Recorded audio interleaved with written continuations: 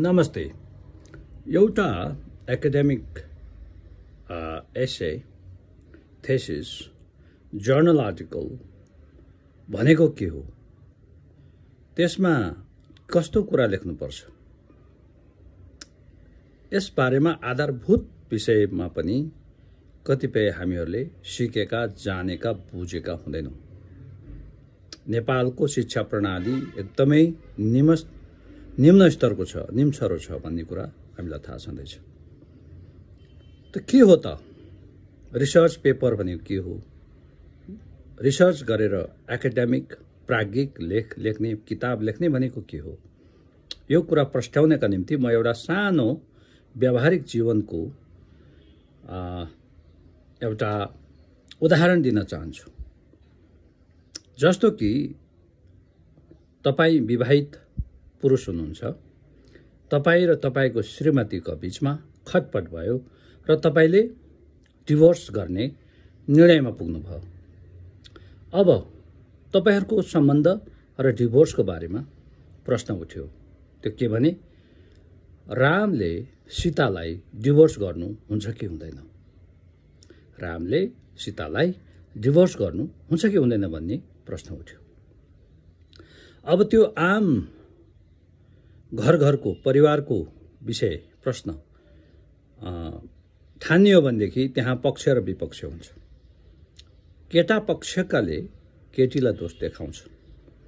केटी पक्षले केटाको दोष देखाउँछ, उसको घर परिवारको सासू ससुराको दोष देखाउँछ र सकेसम्म धेरै क्षतिपूर्ति माग गर्छ। तर केटा पक्षले भने महिला खत्तम रहेछ, बुहारी जस्तो रहन्छ, संस्कारी रहेनछ, इमान्दार रहेनछ, आज्ञाकारी रहेनछ, वफादार रहेनछ,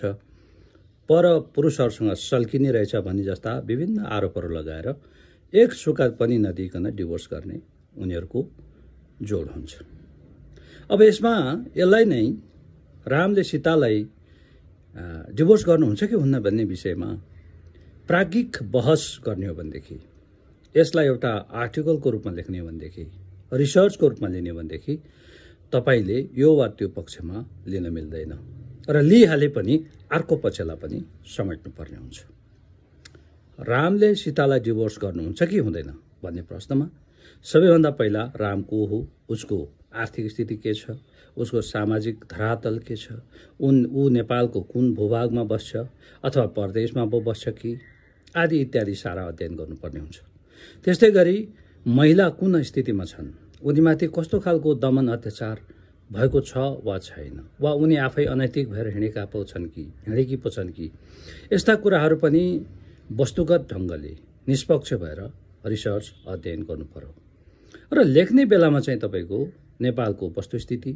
नेपालको सामाजिक परिवेश, नेपालको लैङ्गिक अवस्था, महिलामाथि कस्तो खालको दमन अत्याचार हिंसा हुन्छ, त्यो सामाजिक रूपमा, धार्मिक रूपमा, कानुनी रूपमा महिलालाई कसरी अत्याचार अन्यायमा पारिएको हुन्छ भन्ने इतिहास र वर्तमान पनि खुलाउनु पर्यो। र साथसाथै महिलाहरूले पनि पुरुषलाई पछिल्लो समयमा कुनै खालको दमन अत्याचार हिंसामा पो पारेका छन् कि, त्यसका बारेमा कसैले रिसर्च पो गरेका छन् कि, त्यो पनि हामीले अनुसन्धान गर्नुपर्ने हुन्छ। र त्यो गरिसकेपछि डिभोर्सको सिस्टम के छ, संसारभरि डिभोर्स अचेल के भइरहेको छ, नेपालको अहिलेको पारपाचुके गर्ने परम्परा कुन अवस्थामा छ, यहाँ डिभोर्सका केसहरू बढेर गएका छन् कि घटेर गएका छन्, र त्यो बढ्नु वा घट्नुको कारण के हुन सक्छ, के छ, कसैले यसबारेमा अध्ययन अनुसन्धान गरेको छ कि, कुनै पत्र पत्रिकाले लेखेको छ कि, कुनै पश्चिमा वा नेपालकै प्राज्ञिकले, स्कलरले, प्रोफेसरले वा पिएचडी क्यान्डिडेटहरूले अध्ययन अनुसन्धान पो गरेका छन् कि, र गभर्मेन्टमा पनि, सरकारको पनि तथ्याङ्क विभागसँग पनि पारपाचुके हुने घटनाहरू त्यो खालको चाहिँ लिखित छ कि, त्यो प्रमाण भेटिन्छ कि, र साथसाथै सरकारको नीति नियमहरू, सरकारको पोलिसीहरू पनि त्यही अनुसार अहिले चाहिँ वर्तमानमा सुधार परिष्कार गर्दै लगिएको अवस्था पो हो कि होइन, यस्तो कुरा सारा बुझेर र सारा निचोड निकालेर र अन्तिममा मात्रै गएर मेरो विचारमा डिभोर्स गर्नु ठिक छ वा छैन भन्ने मिल्यो। तर डिभोर्स भनेको के हो, त्यो कानुनी हिसाबले के अर्थ राख्दछ, त्यो नेपालको सांस्कृतिक धार्मिक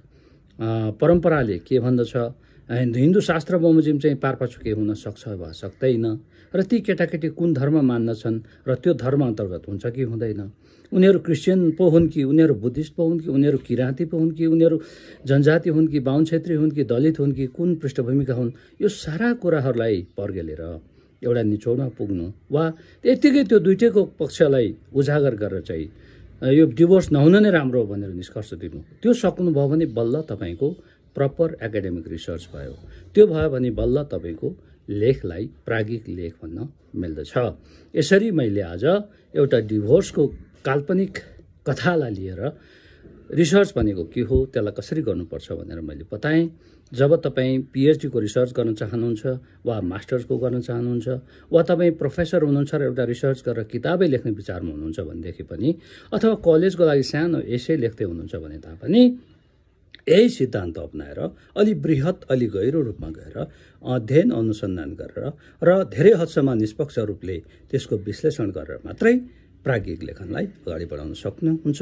यो टिप्सले मलाई लाग्छ धेरै विद्यार्थी र रिसर्चरहरूलाई, स्कलरहरूलाई पनि एउटा